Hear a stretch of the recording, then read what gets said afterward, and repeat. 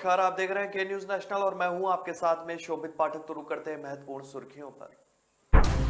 कांग्रेस नेता कार्ति चिदंबरम के दिल्ली मुंबई तक 7 ठिकानों पे चल रही है सीबीआई की छापेमारी। बोले याद नहीं कितनी बार पड़े छापे। ज्ञानवापी मस्जिद में शिवलिंग नहीं फव्वारा था, ये हर मस्जिद में होता है। सर्वे विवाद के बीच एआईएमआईएम चीफ असदुद्दीन ओवैसी का दावा। कोरोना के आज आए 1569 नए मामले, कल के मुकाबले कुल मामलों में 28% की कमी। उत्तराखंड में भारी बारिश की संभावना, आईएमडी ने जारी किया येलो अलर्ट, चल सकती हैं तेज हवाएं। दिल्ली में भीषण लू से 4 दिन के लिए राहत, आज पूरे उत्तर भारत में धूल भरी हवा चलने का येलो अलर्ट जारी। केंद्रीय जांच एजेंसी सीबीआई की तरफ से पूर्व केंद्रीय मंत्री पी चिदंबरम के बेटे और कांग्रेस नेता कार्ति चिदंबरम के कई ठिकानों पर सुबह से हो रही छापेमारी जारी है। कार्ति के घर और ऑफिस समेत कई जगहों पर सीबीआई ने छापे मारे हैं। सूत्रों के मुताबिक सीबीआई ने कार्ति चिदंबरम के खिलाफ 2010-14 के बीच कथित लेन देन और पैसा भेजने पर नया मामला दर्ज किया है। मुंबई, दिल्ली और तमिलनाडु में 7 जगहों पर तलाशी ली जा रही है। सीबीआई के सूत्रों ने बताया कि कार्ति चिदंबरम और उनके सहयोगियों के खिलाफ विभिन्न आपराधिक धाराओं के तहत मुकदमा दर्ज किया गया है। कार्ति चिदंबरम ने चाइनीज कंपनियों के लोगों को अपने प्रभाव से वीजा दिलवाया था। इस वीजा के बदले 50 लाख रुपए लेने का भी आरोप उन पर लगा है। उस समय उनके पिता केंद्रीय गृह मंत्री थे। साल 2011 का यह मामला है। इधर सीबीआई छापेमारी के बाद कार्ति चिदंबरम ने केंद्रीय जांच एजेंसी पर निशाना साधा है। उन्होंने ट्वीट करते हुए कहा कि मैं इसकी गिनती ही भूल गया हूं कि कितनी बार यह छापेमारी हुई है। आवश्यक इसका एक रिकॉर्ड होना चाहिए। सीबीआई ने पूर्व वित्त मंत्री पी चिदंबरम के बेटे एवं लोकसभा सांसद कार्ति चिदंबरम के खिलाफ अवैध लाभ हासिल करने के आरोप में एक नया मामला भी दर्ज किया है। अधिकारियों ने मंगलवार को यह जानकारी दी। उन्होंने बताया कि प्राथमिकी दर्ज होने के बाद सीबीआई ने मंगलवार सुबह चेन्नई और देश के अन्य शहरों में जो स्थित कार्ति चिदंबरम के 9 ठिकानों पर छापेमारी शुरू कर दी। वाराणसी की ज्ञानवापी मस्जिद सर्वे के आखिरी दिन यानी कि सोमवार को हिंदू पक्ष की तरफ से 12 फीट और 8 इंच लंबा शिवलिंग मिलने का दावा किया गया और इसके बाद जिस जगह पर शिवलिंग मिलने का दावा किया गया है, कोर्ट की तरफ से उसे सील करने के आदेश भी दिए गए। यह मामला अब सुप्रीम कोर्ट पहुंच चुका है। ज्ञानवापी मस्जिद में सर्वे के खिलाफ मुस्लिम पक्ष की तरफ से दायर याचिका पर आज सुनवाई होगी। इस बीच एआईएमआईएम चीफ असदुद्दीन ओवैसी ने ज्ञानवापी मस्जिद सर्वे को लेकर केंद्र सरकार पर बड़ा हमला बोला है। उन्होंने ट्वीट करते हुए कहा कि अगर इतिहास की बात करना है तो बात निकलती है तो दूर तक जाएगी। बेरोजगारी, महंगाई वगैरह के जिम्मेदार औरंगजेब ही हैं, प्रधानमंत्री मोदी नहीं, औरंगजेब ही हैं। अगले ट्वीट में ओवैसी ने शिवलिंग के दावा पर सवाल खड़े कर दिए। उन्होंने जारी एक वीडियो में पूछा कि मस्जिद कमेटी ने बताया कि वो शिवलिंग नहीं फव्वारा था। अगर शिवलिंग मिला तो कोर्ट के कमिश्नर को ये बात बतानी चाहिए थी। इससे एक दिन पहले ऑल इंडिया एआईएमआईएम के अध्यक्ष असदुद्दीन ओवैसी ने सोमवार को कहा कि वह ज्ञानवापी मस्जिद के सर्वेक्षण से आहत है और 1991 के सुप्रीम कोर्ट के फैसले की अनदेखी इसमें की गई है। हैदराबाद लोकसभा सीट से सांसद ओवैसी ने कहा कि वह ज्ञानवापी मस्जिद मुद्दे पर बोलना जो है वो जारी रखेंगे क्योंकि वह प्रधानमंत्री नरेंद्र मोदी या उत्तर प्रदेश के मुख्यमंत्री योगी आदित्यनाथ से नहीं डरते। देश में बीते 24 घंटे में कोरोना वायरस के 1569 नए मामले सामने आए, जिसके बाद अब देश में कोरोना वायरस से संक्रमित हो चुके लोगों की कुल संख्या बढ़कर 4,31,24,879 हो गई है। केंद्रीय स्वास्थ्य मंत्रालय की ओर से जारी आंकड़ों के मुताबिक देश में पिछले 24 घंटे में संक्रमण से 19 लोगों की मौत हो गई, जिसके बाद देश में वायरस से मरने वालों की संख्या बढ़कर 5,24,260 हो गई है। देश में अब तक कुल 4,25,84,710 लोग संक्रमण मुक्त हो चुके हैं। वहीं देश में राष्ट्रव्यापी टीकाकरण अभियान के तहत कोविड-19 रोधी टीकों की 191.37 करोड़ से अधिक खुराक लोगों को दी जा चुकी है। देश में 7 अगस्त 2020 को कोरोना वायरस संक्रमितों की संख्या 20 लाख, 23 अगस्त 2020 को 30 लाख और 5 सितंबर 2020 को 40 लाख से अधिक हो गई थी। संक्रमण के कुल मामले 16 सितंबर 2020 को 5 लाख, 28 सितंबर 2020 को 60 लाख, 11 अक्टूबर 2020 को 70 लाख, 29 अक्टूबर 2020 को 80 लाख और 20 नवंबर 2020 को 90 लाख के पार चले गए थे। 19 दिसंबर 2020 को ये मामले 1 करोड़ से अधिक हो गए थे।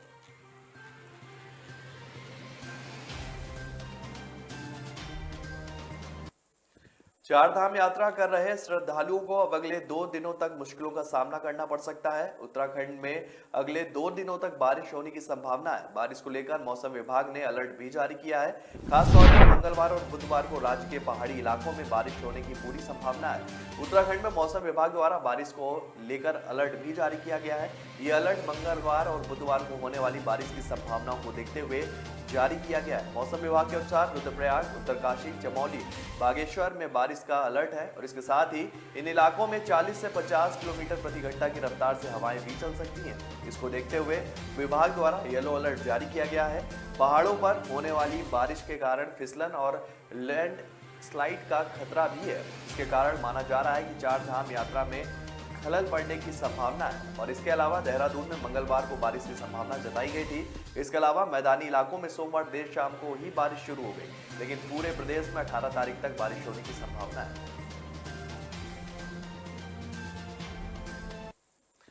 पूरे उत्तर भारत में रिकॉर्ड तोड़ गर्मी लोगों को बेहाल कर रही है। हालांकि रविवार को तापमान के 50 डिग्री के टॉर्चर के बाद सोमवार को गर्मी के तेवर कुछ नरम रहे। इस कारण से तापमान 42.4 डिग्री सेल्सियस तक दर्ज किया गया। भीषण लू से भी लोगों को आगामी 4 दिनों के लिए राहत मिल सकती है। 20 मई से एक बार फिर से लू का प्रकोप रहेगा। 21-22 मई को पश्चिमी विक्षोभ के कारण हल्की बारिश व अंधड़ की भी भविष्यवाणी की गई और इससे तापमान में मामूली गिरावट दर्ज हो सकती है। सोमवार को दिल्ली में अधिकतम तापमान सामान्य से 2 डिग्री अधिक यानी कि 42.4 व न्यूनतम तापमान सामान्य से 4 डिग्री अधिक 30.8 डिग्री सेल्सियस दर्ज किया गया। दिल्ली के 10 मौसम केंद्रों की बात की जाए तो पारा 42 डिग्री के ऊपर ही रहा। 44.7 डिग्री अधिकतम तापमान के साथ दिल्ली का नजफगढ़ इलाका सबसे गर्म रहा, जबकि स्पोर्ट्स कॉम्प्लेक्स इलाके में तापमान जो है वो 44.4 डिग्री सेल्सियस दर्ज हुआ। मौसम विभाग के अनुसार पश्चिमी से आ रही गर्म हवाओं के कारण दिल्ली के कई इलाकों में तापमान अधिक रिकॉर्ड किया जा रहा है। विभाग ने मंगलवार को पूरे उत्तर भारत में धूल भरी आंधी चलने का येलो अलर्ट भी जारी किया। इस कारण से तापमान में मामूली सी गिरावट दर्ज की जाएगी। विभाग ने मॉनसून पूर्व गतिविधियों के सक्रिय होने के कारण अंधड़ चलने व बूंदाबांदी होने की संभावना भी जताई है, जिस कारण से सोमवार को गर्मी से कुछ राहत मिली। वहीं अब मंगलवार को भी थोड़ी राहत जरूर रहेगी। अब विभाग ने 20 मई को लू के प्रकोप की भविष्यवाणी की है।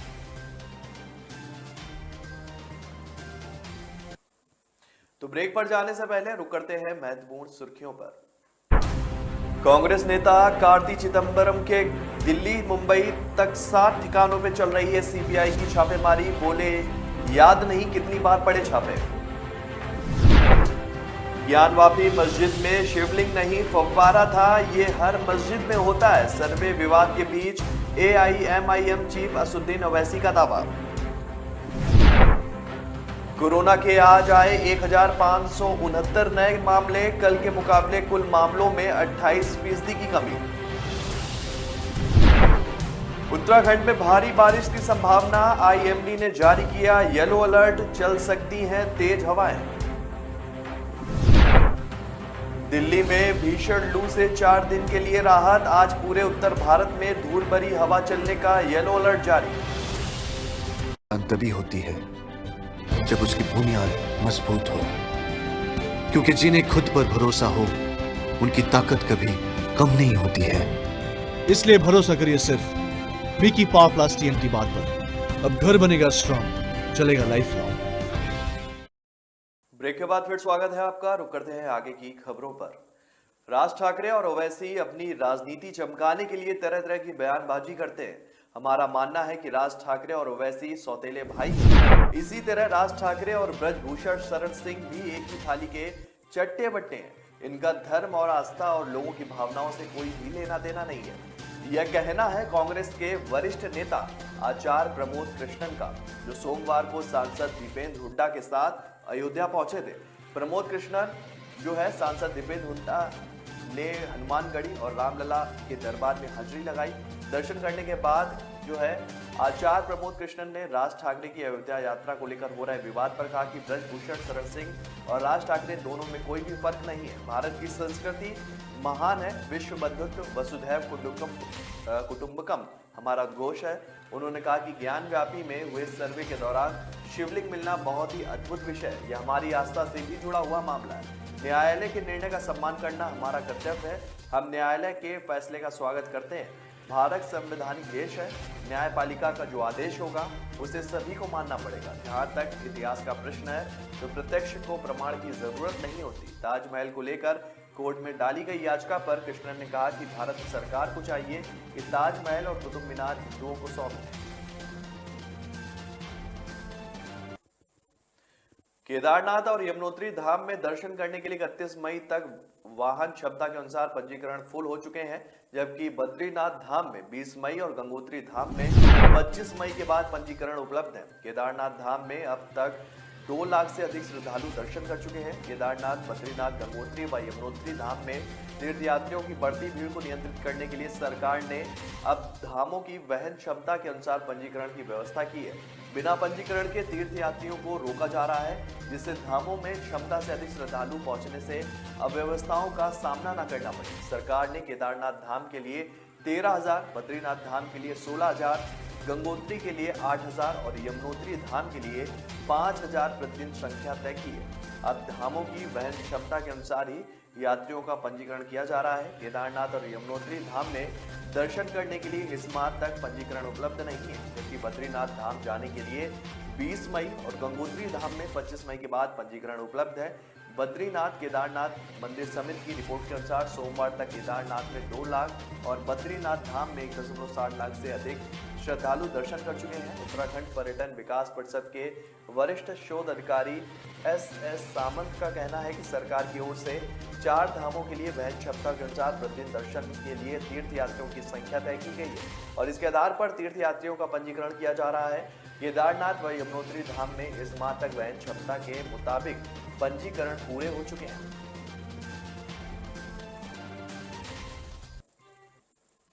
राजस्थान में अब कांग्रेस के चिंतन शिविर के बाद अब भाजपा की राष्ट्रीय कार्यकारिणी की बैठक होने जा रही है। राजधानी जयपुर में 20 और 21 मई को भाजपा की बड़ी बैठक होगी। शहर के 5 सितारा होटल लीला पैलेस में इसकी तैयारियां शुरू हो गई। 20 मई को बैठक में मौजूद सभी नेताओं को प्रधानमंत्री नरेंद्र मोदी वर्चुअली संबोधित करेंगे। बैठक में भाजपा का राष्ट्रीय नेतृत्व देश के राज्यों में होने वाले विधानसभा चुनाव को लेकर रणनीतिक पर चर्चा करेगा और पार्टी के प्रदर्शन को लेकर भी मंथन किया जाएगा। इसके अलावा राजस्थान समेत अन्य राज्यों में सांप्रदायिक हिंसा सहित पिछले 3 महीनों में हुई सभी घटनाओं पर भी चर्चा होगी। इस बैठक में पार्टी के 150 नेता शामिल होंगे। दरअसल इस साल गुजरात और हिमाचल प्रदेश में विधानसभा चुनाव होने, अगले साल राजस्थान, छत्तीसगढ़, तेलंगाना, त्रिपुरा, मध्य प्रदेश, कर्नाटक, मेघालय, मिजोरम और नागालैंड में विधानसभा चुनाव होने हैं। ऐसे में भाजपा राजस्थान से चुनावी संदेश देने की तैयारी कर रही है। इसी के चलते इस बैठक का आयोजन राजस्थान में किया जा रहा है। इसमें राजस्थान सहित हाल ही में देश के कई राज्यों में हुई सांप्रदायिक हिंसा, तुष्टीकरण, हिंदुत्व से जुड़े हुए मुद्दे, दलित, आदिवासी और महिलाओं पर हो रहे अत्याचार जैसे कई मुद्दों पर मंथन किया जाएगा। गुजरात विधानसभा चुनाव की तैयारियों में जुटी भारतीय जनता पार्टी का 2 दिवसीय चिंतन शिविर पूरा हो गया है। खबर है कि इन 2 दिनों में भाजपा ने राज्य में आम आदमी पार्टी को बढ़ने से रोकने के लिए आदिवासी सीटों पर चर्चा की। साथ ही यह भी जानकारी दी गई कि पार्टी इस बार 2017 में गंवाने वाली सीटों पर ज्यादा ध्यान लगा सकती है। राज्य में साल के अंत में चुनाव हो सकते हैं। बैठक में केंद्रीय गृह मंत्री अमित शाह, मुख्यमंत्री भूपेश पटेल और प्रदेश अध्यक्ष CR पाटिल भी शामिल थे। पार्टी के सूत्रों का कहना है कि इस दौरान 4 या इससे ज्यादा बार चुनाव लड़ चुके उम्मीदवारों को टिकट नहीं देने पर भी चर्चा की गई। एक भाजपा पदाधिकारी ने बताया कि आप गुजरात में रास्ता तैयार कर रही है और इसे रोका जाना जरूरी है। बीते कुछ हफ्तों में आपके मुखिया और दिल्ली के मुख्यमंत्री अरविंद केजरीवाल राज्य में सरकारी स्कूल और अस्पतालों के मुद्दे पर भाजपा पर निशाना साध रहे हैं। इन दावों से कैसे निपटा जाए, इस पर चर्चा की गई। बीते कुछ महीनों से पाटीदार नेता और ट्रस्ट अध्यक्ष के भी राजनीति में शामिल होने के लेकर चर्चाएं जारी है। सूत्रों ने कहा कि जब तक यह तय नहीं हो जाता कि वह कौन सी पार्टी में शामिल होंगे, पार्टी कार्यकर्ताओं और नेताओं को सार्वजनिक तौर पर नरेश पाटिल को लेकर चर्चा नहीं करनी चाहिए। दिल्ली के मुंडका अग्निकांड हादसे की जांच के लिए दिल्ली पुलिस जो है 3D मैपिंग तकनीक का प्रयोग करेगी और इसके लिए जल्द ही टीम घटनास्थल का दौरा भी करेगी। जांच से जुड़े सूत्रों ने बताया कि 3D मैप के जरिए पूरी इमारत के अंदर मानचित्र को रिक्रिएट किया जाएगा। इसकी सहायता से पुलिस को घटना के समय की परिस्थिति को समझने में सहायता मिलेगी। पुलिस अधिकारी ने बताया कि मनीष लाकड़ा से भी इमारत के बारे में पूछताछ की जा रही है। इसमें इमारत के मानचित्र, समझौते के कागज और किराए की रकम की जानकारी शामिल है। मनीष से इमारत के बारे में मिली जानकारियों को 3D मैप से बने मैप से मिलाया जाएगा और इसके लिए निजी कंपनियों का सहारा भी लिया जाएगा। आपको बता देंगे इस तकनीकी का इस्तेमाल होटल अर्पित अग्निकांड और अनाज मंडी हादसे में भी किया गया था। इसकी वजह से पुलिस को यह समझने में आसानी हुई थी कि आखिर किस कारण लोगों को हादसे के वक्त निकलने में बाधा पहुंची।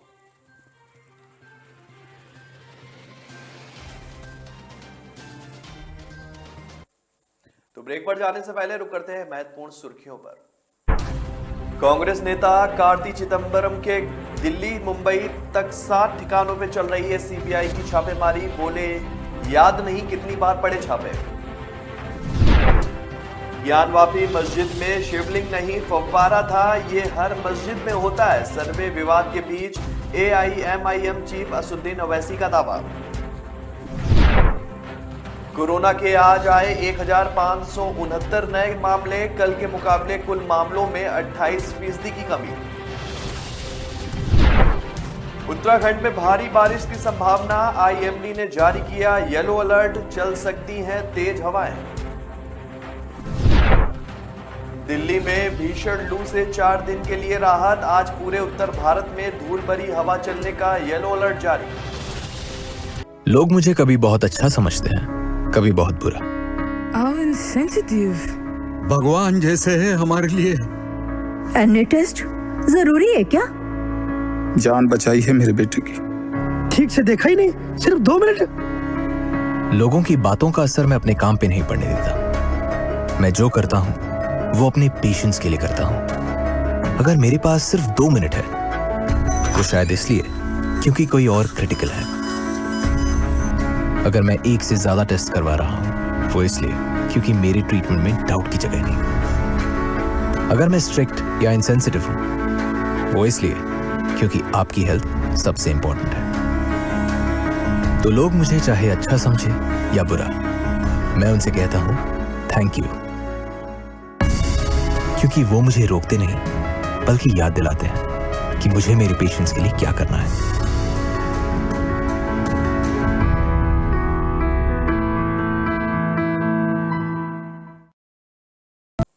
ब्रेक के बाद फिर स्वागत है आपका। रुक करते हैं आगे की खबरों पर। काशी विश्वनाथ मंदिर ज्ञानव्यापी मस्जिद परिसर में मां श्रृंगार गौरी स्थल की एक स्थानीय अदालत द्वारा वीडियो सर्वेक्षण के आदेश को चुनौती देने वाली अंजुमन इंतजामिया मस्जिद वाराणसी की प्रबंध समिति की याचिका पर सुप्रीम कोर्ट आज सुनवाई कर रहा है। और इससे पहले ज्ञानव्यापी मस्जिद परिसर में वीडियोग्राफी सर्वे के दौरान सोमवार को वजू खाने में कथित रूप से शिवलिंग मिलने के बाद अलग अलग प्रतिक्रियाएं सामने आ रही हैं। अदालत ने परिसर के अंदर सर्वेक्षण स्थल को सील करने का निर्देश भी दिया है, जहां सर्वेक्षण दल को कथित रूप से शिवलिंग मिला है। श्रीलंका में हालात बद से बदतर हो चुके हैं और इसी बीच श्रीलंका के प्रधानमंत्री रानिल विक्रमसिंघे ने सोमवार को कहा कि मैं श्रीलंकाई एयरलाइन के निजीकरण करने का प्रस्ताव करता हूं, जो इस समय घाटे में चल रही है। इसके अलावा प्रधानमंत्री ने यह भी कहा कि उनका उद्देश्य संकटग्रस्त देश को बचाना है। साथ ही उन्होंने श्रीलंका के लोगों को बताया कि दैनिक बिजली कटौती दिन में 15 घंटे तक बढ़ सकती है और सिर्फ एक दिन के लिए पेट्रोल का स्टॉक देश के पास बचा है। दरअसल श्रीलंका के नए प्रधानमंत्री ने इशारों में देश की जनता को यह बता दिया कि देश इस समय पाई के लिए मोहताज है और इसे हल करने में काफी समय लग सकता है। उन्होंने कहा कि अकेले 2020-21 का नुकसान 45 बिलियन श्रीलंकाई रुपए के पार है। एयरलाइंस के निजीकरण का प्रस्ताव देते हुए उन्होंने कहा कि यह एक नुकसान है, लेकिन हमें इसे सहन करना होगा क्योंकि उनका उद्देश्य संकटग्रस्त देश को बचाना है। श्रीलंकाई पीएम ने कहा कि हम कई गंभीर चिंताओं का सामना कर रहे हैं। लंबी कतारों को आसान बनाने के लिए हमें कुछ दिन कुछ दिनों में लगभग 45 मिलियन अमेरिकी डॉलर प्राप्त करने होंगे। फिलहाल हमारे पास सिर्फ एक दिन के लिए पेट्रोल का स्टॉक बचा है। हाल ही में आए डीजल शिपमेंट से डीजल की कमी कुछ हद तक दूर हो जाएगी। इसके बावजूद भी यह नाकामी जो है काफी कम साबित हो सकती है।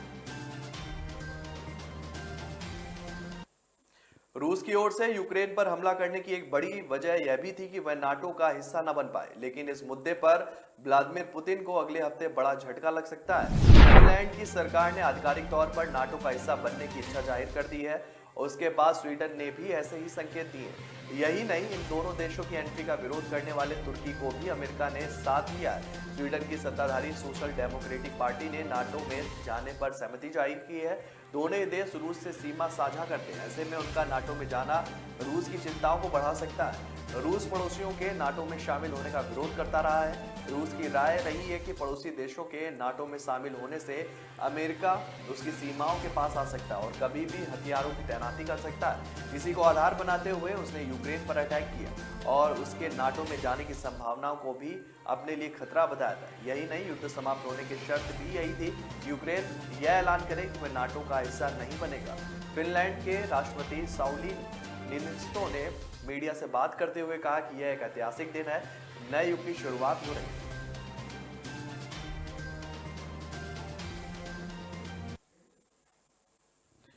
प्रधानमंत्री नरेंद्र मोदी ने वर्ष 2024 के लोकसभा चुनाव जीतने का मंत्र योगी सरकार के मंत्रियों को दिया।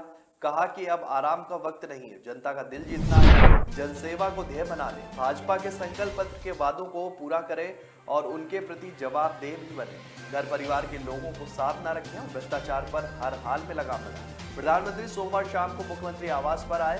मुख्यमंत्री योगी आदित्यनाथ के संग मंत्रियों से भी रूबरू हुए, उनके कामकाज को समझा। उन्होंने सुशासन का मंत्र देते हुए मुख्यमंत्री की तारीफ भी की। सूत्रों के मुताबिक उन्होंने अपराधियों के खिलाफ यूपी सरकार के बुलडोजर अभियान की भी तारीफ की और कानून व्यवस्था में सुधार के लिए उन्हें बधाई भी दी। उन्होंने कहा कि जिस तरह योगी आदित्यनाथ के नेतृत्व में भाजपा ने जनता का परम विश्वास हासिल किया है, उसी तरह आप जनसेवा का मंत्र लेकर काम करें। प्रधानमंत्री ने कहा कि आप सब लोगों का मकसद होना चाहिए कि ऐसे जनता तक आपके विभाग की योजनाओं का लाभ मिले, ना कोई भूखा रहे ना कोई बीमार रहे। इस उद्देश्य के साथ काम करना है। प्रधानमंत्री ने मंत्रियों को नसीहत देते हुए कहा कि कामकाज का तरीका बदले, अगर कुछ करना है तो बदलना होगा। जनता को समय दें और जनता के बीच जाएं, उनकी परेशानियों को समझें और उसको तुरंत निपटाएं। मनी लॉन्ड्रिंग मामले में गिरफ्तार झारखंड की पूर्व खनन सचिव पूजा सिंघल और उनके पति अभिषेक झा के साथ सीए सुमन कुमार ने ईडी की टीम और 4 दिनों की पूछताछ अभी जारी रखेगी। अदालत ने फिर से रिमांड पर उन्हें दे दिया है। पूजा सिंघल को 11 मई को गिरफ्तार करने के साथ ही 5 दिन की रिमांड पर दे दिया गया था। 12 मई की सुबह से लगातार पूजा सिंघल से ईडी पूछताछ करती रही। इससे पहले ईडी टीम ने दोनों आरोपियों को पुलिस रिमांड की अवधि पूरी होने के बाद कांके रोड स्थित जज कॉलोनी के आवासीय कार्यालय में जज के सामने पेश किया। साथ ही ईडी की ओर से 5 दिनों की ईडी रिमांड पर लेकर पूछताछ करने का आवेदन दिया। ईडी के विशेष न्यायाधीश प्रभात कुमार शर्मा की अदालत ने दोनों पक्षों की दलीलें सुनने के बाद 4 दिनों की ईडी रिमांड पर लेने की अनुमति प्रदान की है। पूछताछ में शालीनता के साथ करने का निर्देश अदालत ने दिया। अदालत ने 4 दिनों की रिमांड पर लेने की इजाजत देते हुए कहा कि मामले में पूछताछ के बाद दोनों आरोपी पूजा सिंघल व सुमन कुमार को एक साथ पेश करेंगे। तो फिलहाल इस बुलेटिन में मेरे साथ इतना ही। आगे की खबरों के लिए बने रहिए के न्यूज नेशनल के साथ। तब तक के लिए नमस्कार।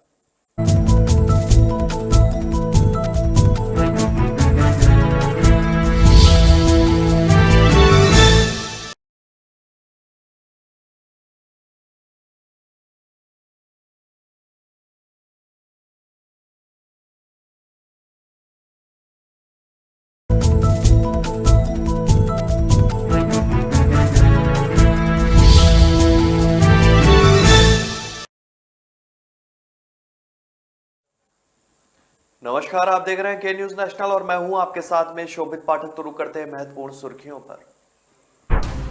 कांग्रेस नेता कार्ति चिदंबरम के दिल्ली मुंबई तक 7 ठिकानों पे चल रही है सीबीआई की छापेमारी। बोले याद नहीं कितनी बार पड़े छापे। ज्ञानवापी मस्जिद में शिवलिंग नहीं फव्वारा था, ये हर मस्जिद में होता है। सर्वे विवाद के बीच एआईएमआईएम चीफ असदुद्दीन ओवैसी का दावा। कोरोना के आज आए 1569 नए मामले, कल के मुकाबले कुल मामलों में 28% की कमी। उत्तराखंड में भारी बारिश की संभावना, आईएमडी ने जारी किया येलो अलर्ट, चल सकती हैं तेज हवाएं। दिल्ली में भीषण लू से 4 दिन के लिए राहत, आज पूरे उत्तर भारत में धूल भरी हवा चलने का येलो अलर्ट जारी। केंद्रीय जांच एजेंसी सीबीआई की तरफ से पूर्व केंद्रीय मंत्री पी चिदंबरम के बेटे और कांग्रेस नेता कार्ति चिदंबरम के कई ठिकानों पर सुबह से हो रही छापेमारी जारी है। कार्ति के घर और ऑफिस समेत कई जगहों पर सीबीआई ने छापे मारे हैं। सूत्रों के मुताबिक सीबीआई ने कार्ति चिदंबरम के खिलाफ 2010